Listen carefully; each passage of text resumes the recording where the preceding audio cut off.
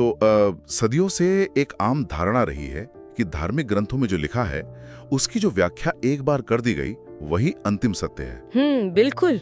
लेकिन क्या हो अगर ये पता चले कि जिस नजरिए से उन ग्रंथों को पढ़ा जा रहा है वो नजरिया ही शायद अधूरा हो? यही तो सबसे बड़ा सवाल है। हाँ, तो इस गहन चर्चा में आज का जो विषय है ना, वो किसी भी जिज्ञासु दिमाग के लिए एक बहुत बड़ा आहा मोमेंट बन सकता है। आज की चर्चा का मुख्य विषय है कि मुस्लिम समाज को महिलाओं के दृष्टिकोण से कुरान की व्याख्या की जरूरत आखिर क्यों है। जी। ये पूरी चर्चा डॉक्टर उज़्मा खातून द्वारा पसमानदा डेमोक्रेसी में लिखे गए एक बेहद विचारोत्तेजक लेख पर आधारित है। और ये बहुत ही प्रासंगिक लेख है। बिल्कुल। इस विश्लेषण का मुख्य उद्देश्य ये समझना है कि जब किसी पवित्र ग्रंथ को पढ़ा जाता है तो क्या उसे सीधे तौर पर पढ़ा जा रहा है या फिर हम उसे सदियों से चली आ रही मानवीय व्याख्याओं के उसी चश्मे से। तो चलिए इस पूरी बात को बारीकी से समझते हैं। यहाँ जो बात सबसे ज्यादा दिलचस्प है वो ये है कि इस पूरे विषय का ऐतिहासिक संदर्भ कितना गहरा और महत्वपूर्ण है। मतलब जब हम किसी भी प्राचीन धार्मिक ग्रंथ की बात करते हैं तो अक्सर ये मान लिया जाता है कि हजारों साल पहले जो व्याख्या कर दी गई वो पत्थर की लकीर है। सही कहा। लेकिन ये लेख हमें एक कदम पीछे हटकर ये सोचने पर मजबूर करता है कि वे शुरुआती व्याख्याएं किन सामाजिक या राजनीतिक परिस्थितियों में की गई थीं। जब तक हम उस पृष्ठभूमि को नहीं समझेंगे तब तक हम आज की समस्याओं का समाधान उन ग्रंथों में नहीं खोज पाएंगे। ये एक बहुत ही अहम पहलू है। लेख में इस बात को समझाने के लिए वाय और तफसीर के बीच का जो बुनियादी अंतर बताया गया है वो बहुत ही ध्यान खींचने वाला है। जी, वो अंतर समझना बहुत जरूरी है। और जो लोग इन शब्दों की गहराई से वाकिफ नहीं हैं, उनके लिए अगर हम एक रोजमर्रा की एनालॉजी का इस्तेमाल करें तो बात ज्यादा साफ होगी। बिल्कुल, बताइए। मान लीजिए कि पहाड़ों के बीच से एक बहुत ही शुद्ध और साफ पानी का झरना निकल रहा है। वो पानी अपने उद्गम स्थल पर एकदम पवित्र और पारदर्शी है। वो झरना वही है, यानी ईश्वरीय संदेश जो अपरिवर्तनीय है। लेकिन वो पानी हम तक सीधे नहीं पहुंचता। वो जिन पाइपों के जरिए हमारे घरों तक पहुंचता है वो पाइप तो इंसानों ने बनाए हैं ना। जाहिर है। अगर वे पाइप 7वीं, 8वीं या 12वीं सदी के बने हुए हैं तो जाहिर सी बात है कि उनमें उस समय की तकनीक, उस समय की मिट्टी और उस समय के कारीगरों की सोच की कुछ न कुछ मिलावट आ ही जाएगी। बहुत सही उदाहरण दिया आपने। तो वो जो मानवीय पाइपलाइन है वो तफसीर है, यानी मानवीय व्याख्या। ये उदाहरण इस पूरी वैचारिक बहस की नींव को बहुत अच्छी तरह से स्पष्ट करता है। लेख भी यही तर्क देता है कि तफसीर पवित्र ग्रंथ को समझने की महज एक मानवीय कोशिश है। और देखिए, हर इंसान, चाहे वो कितना भी विद्वान क्यों ना हो, अपने समय, अपनी भाषा, अपनी संस्कृति और अपने इतिहास की उपज होता है। बिल्कुल होता है। जिन पुराने विद्वानों ने शुरुआती व्याख्याएं लिखी वे बेशक बहुत जानकार रहे होंगे, उनकी नीयत भी ईमानदार रही होगी, लेकिन वे उस दौर में जी रहे थे जो मूल रूप से एक बेहद पितृसत्तात्मक समाज था। हाँ, जहाँ सत्ता पुरुषों के हाथ में थी। बिल्कुल। उस समय दुनिया भर में सत्ता, ज्ञान और निर्णय लेने की क्षमता पर पूरी तरह से पुरुषों का अधिकार था। इसलिए जब उन्होंने ग्रंथ को पढ़ा तो उन्होंने उसे एक पुरुषवादी दृष्टिकोण से ही समझा और समझाया। लेकिन यहाँ एक स्वाभाविक सा सवाल जहन में आता है। जी। अगर सदियों पुरानी व्याख्याओं पर आज सवाल उठाया जाएगा तो क्या आम लोगों के मन में ये डर नहीं बैठेगा कि इससे धार्मिक आस्था कमजोर हो रही है या धर्म के मूल ढांचे के साथ छेड़छाड़ की जा रही है? ये डर अक्सर देखा जाता है और यही इस लेख की सबसे बड़ी खूबी है कि यह इस डर का बहुत तार्किक जवाब देता है। अच्छा। लेख स्पष्ट करता है कि इस बुनियादी अंतर को समझने से धार्मिक आस्था कमजोर नहीं होती, बल्कि यह उसे और मजबूत और पारदर्शी बनाता है। वो कैसे? जब ये समझ आ जाता है कि वही पवित्र है और तफसीर मानवी है, तो इसका सीधा सा मतलब ये निकलता है कि मानवीय प्रयासों की समीक्षा हमेशा की जा सकती है। क्योंकि इंसान गलतियां कर सकता है, ईश्वर नहीं। एकदम सही। ये नजरिया विरासत और परंपरा को पूरी तरह से नकारे बिना उसकी कमियों को सुधारने का रास्ता खोलता है। इससे महिलाओं के लिए एक बहुत बड़ा दरवाजा खोलता है कि वे भी व्याख्या की इस पूरी बौद्धिक प्रक्रिया का एक सक्रिय हिस्सा बन सकें, जो सदियों से उन पर बंद था। बिल्कुल। और जब उस पुराने पितृसत्तात्मक चश्मे को हटाकर पवित्र ग्रंथ को देखा जाता है तो उसमें महिलाओं की वास्तविक स्थिति के जो उदाहरण मिलते हैं वे सच में हैरान करने वाले हैं। हाँ, बहुत से ऐसे उदाहरण हैं। लेख में कई ऐसी आयतों का जिक्र किया गया है जो अक्सर मुख्य धारा की चर्चाओं से पूरी तरह गायब रहती हैं, जैसे कुरान पूरी इंसानियत को एक साथ संबोधित करता है।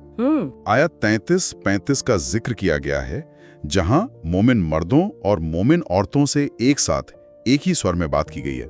वहां दोनों को आध्यात्मिक जिम्मेदारी और उसके इनाम में बिल्कुल बराबर रखा गया है। अगर हम इसे बड़े परिदृश्य से जोड़कर देखें तो ये बात महज 1 या 2 आयतों तक सीमित नहीं है। ये पूरे ग्रंथ के मूल दृष्टिकोण की बात है। बिल्कुल। लेख में मरियम का उदाहरण बहुत विस्तार से दिया गया है, जिन्हें चुनी हुई और पाक बताया गया है। एक और बहुत ही सशक्त उदाहरण सबा की रानी का है, जिन्हें इस्लामी परंपरा में बिल्कीस के नाम से जाना जाता है। हाँ, बिल्कीस का जिक्र बहुत दिलचस्प है। उनका जिक्र किसी कमजोर या आश्रित महिला के रूप में नहीं, बल्कि एक बेहद समझदार कूटनीतिक और बुद्धिमान राजनीतिक नेता के रूप में किया गया है। ये वाला उदाहरण वाकई सोचने पर मजबूर करता है। एक ऐसी महिला जो एक पूरे राज्य का नेतृत्व कर रही है, अपने सलाहकारों के साथ बैठकर युद्ध और शांति के राजनीतिक फैसले ले रही है, और ग्रंथ उस राजनीतिक सूझबूझ की सराहना कर रहा है। बिल्कुल। इसके अलावा आयत 971 का जिक्र भी लेख में है, जहां पुरुषों और महिलाओं को एक दूसरे का वली कहा गया है। वली, जी। और वली का मतलब कोई शासक और शासित का रिश्ता नहीं है, बल्कि इसका मतलब है साथी, दोस्त या रक्षक। वे मिलकर समाज में नेकी को बढ़ाते हैं और बुराई को रोकते हैं। ये पूरी तरह से कंधे से कंधा मिलाकर चलने वाला बराबरी का रिश्ता है। ये नैतिक और सामाजिक बराबरी का सबसे स्पष्ट प्रमाण है। लेकिन ऐतिहासिक रूप से जमीनी हकीकत कुछ और ही बन गई। हाँ, वही मानवीय पाइपलाइन वाली बात। जी, समय के साथ व्याख्याएं सिर्फ निकाह, पर्दे के नियम, विरासत के हिस्से और पारिवारिक कानूनों के इर्द गिर्द ही समेट कर रख दी गईं। महिलाओं की सार्वजनिक भागीदारी, राज्य के नेतृत्व और सामाजिक न्याय जैसे व्यापक विषयों पर चर्चा ही बंद हो गई, क्योंकि व्याख्या करने वाले कक्षों में केवल पुरुष बैठे थे। बिल्कुल। और इस बेहद सीमित नजरिए ने आने वाली सदियों के लिए मुस्लिम समाजों की मानसिकता को गढ़ा। नतीजा ये हुआ कि जो असमान सत्ता संरचनाएं थीं, जहां पुरुष हमेशा ऊपर और महिला हमेशा नीचे, हाँ, उन्हें अनजाने में ही या शायद जानबूझकर एक धार्मिक वैधता मिल गई। इसी असंतुलन को दूर करने के लिए लेख में एक नई व्याख्यात्मक पद्धति का जिक्र किया गया है, जिसे हर्मेन्यूटिकल अप्रोच कहते हैं। हाँ, आज की जो इस्लामी नारीवादी विचारक और शोधकर्ता हैं, वे इस पूरी परंपरा को एक नए नजरिए से पढ़ रही हैं। मतलब वो सिर्फ शब्दों का शाब्दिक अनुवाद नहीं कर रही हैं, बल्कि उस समय के पूरे माहौल को समझ रही हैं। जी। उन्होंने व्याख्या के 3 बुनियादी उसूल तय किए हैं, जो किसी भी पाठ को समझने के लिए बहुत तार्किक और वैज्ञानिक लगते हैं। वे 3 उसूल इस नई पद्धति की रीढ़ है, मैं कहूंगी। पहला उसूल ये है कि किसी भी आयत के नाजिल होने यानी सामने आने का ऐतिहासिक संदर्भ क्या था, वो बात किस घटना के जवाब में और किन सामाजिक हालात में कही गई थी। मतलब कॉन्टेक्स्ट समझना। बिल्कुल। दूसरा उसूल बहुत ही तकनीकी है, अरबी शब्दों की भाषाई और व्याकरणिक संरचना का बहुत गहराई और सावधानी पूर्वक विश्लेषण करना। भाषा कोई ठहरी हुई चीज तो है नहीं। सही बात है। समय के साथ शब्दों के अर्थ बदलते हैं।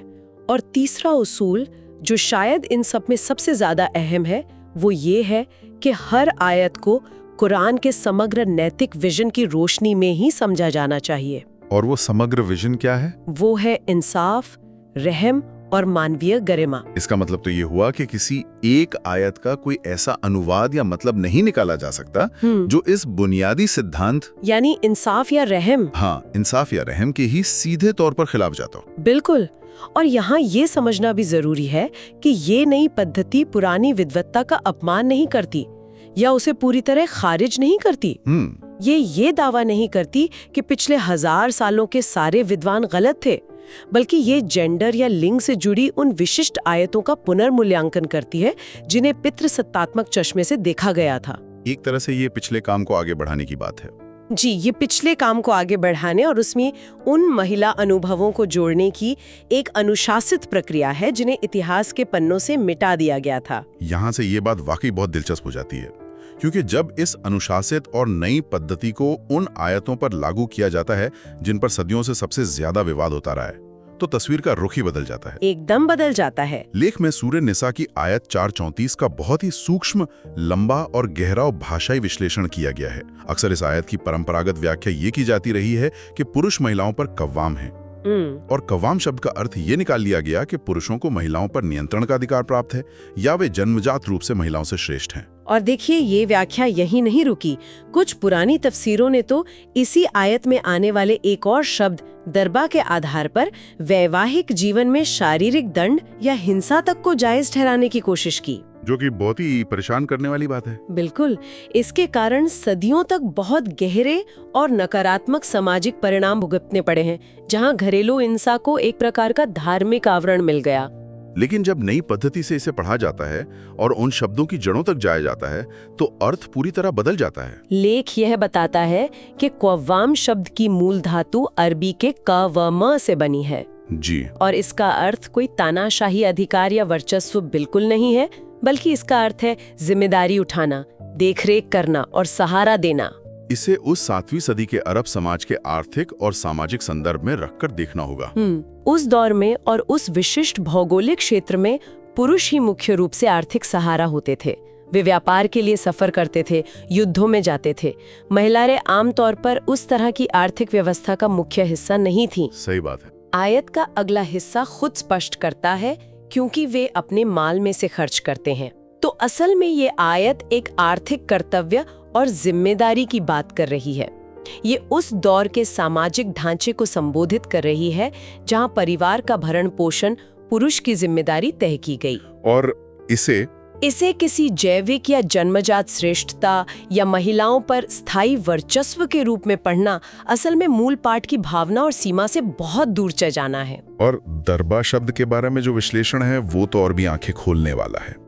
अक्सर इसका अनुवाद पीटना कर दिया गया जी, लेकिन नई पद्धतियों और महिला विचारकों ने दिखाया कि अरबी एक बहुत ही समृद्ध भाषा है और दरबा शब्द के कई और अर्थ भी होते हैं। बिल्कुल। अरबी में दरबा शब्द का प्रयोग कई अलग अलग संदर्भों में होता है, जैसे यात्रा पर जाना, दूर चले जाना या कोई उदाहरण पेश करना। जब हम इसे कुरान के इंसाफ और रहम वाले उस तीसरे उसूल की कसौटी पर कसते हैं तो बात साफ हो जाती है। अगर कुरान विवाह को सुकून का रिश्ता बताता है तो उसमें हिंसा की गुंजाइश कैसे हो सकती है? हो ही नहीं सकती। इसलिए आधुनिक विद्वान इसका अर्थ अलग हो जाना या दूरी बना लेना निकालते हैं, जो विवाह में आई कड़वाहट के समय शारीरिक हिंसा से कहीं अधिक तार्किक और न्याय संगत समाधान है। ये स्पष्टीकरण इसलिए भी बहुत सटीक बैठता है क्योंकि ये कुरान के संपूर्ण विजन से मेल खाता है। निकाह के संदर्भ में